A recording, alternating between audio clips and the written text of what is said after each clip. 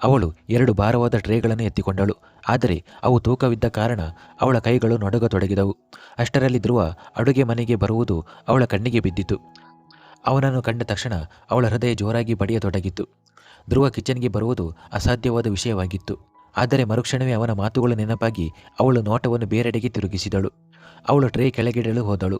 ಆದರೆ ಧ್ರುವನ ಎದುರು ತಾನು ದಕ್ಷಳು ಎಂದು ತೋರಿಸಿಕೊಳ್ಳಲು ಮುಂದೆ ನಡೆದಳು. ಧ್ರುವ ಅವಳ ಮುಂದೆ ಬಂದು ನಿಂತು, ರೂಮಿನಲ್ಲಿ ಏನು ಹೇಳಿದ್ದೆ ಎಂದು ಕೇಳಿದನು. ಧನ್ವಿ ದಡಬಡಾಯಿಸುತ್ತಾ, ನಾನೇನು ಹೇಳಿದೆ, ನಾನೇನು ಹೇಳಿಲ್ಲ ಎಂದು ಹೇಳಿದಳು. ಧ್ರುವ ಲಘುವಾಗಿ ನಗುತ್ತಾ, ನಿನಗೆ ನಿಜವಾಗಿಯೂ ನೆನಪಿಲ್ಲವ ರೋಸ್ ಪೆಟಲ್?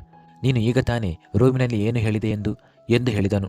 ಧ್ರುವ ತನ್ನನ್ನು ರೋಸ್ ಪೆಟಲ್ ಎಂದು ಕರೆದಿದ್ದನ್ನು ಕೇಳಿ ಧನ್ವಿ ಆಶ್ಚರ್ಯದಿಂದ ಅವನನ್ನು ನೋಡತೊಡಗಿದಳು. ಧ್ರುವ ಟ್ರೇಯಿಂದ ಜ್ಯೂಸ್ ಗ್ಲಾಸ್ ಎತ್ತಿ ಧನ್ವಿಯ ತುಟಿಯ ಹತ್ತಿರ ಹಿಡಿದು, ತಗೋ ಜ್ಯೂಸ್ ಕುಡಿ ಎಂದನು.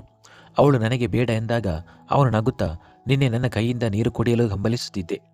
ಇಂದು ನಾನು ಜ್ಯೂಸ್ ಕುಡಿಸುತ್ತಿದ್ದರೆ ಬೇಡ ಎನ್ನುತ್ತಿದ್ದೀಯಾ? ನಿಜವಾಗಿಯೂ ಕುಡಿಯಲ್ವಾ ಎಂದು ಎಚ್ಚರಿಕೆಯ ನೋಟ ಬೀರಿದನು. ಧನ್ವಿ ಹೆದರಿ ಮೆಲ್ಲನೆ ಬಾಯಿ ತೆರೆದಳು. ಧ್ರುವ ಅವಳಿಗೆ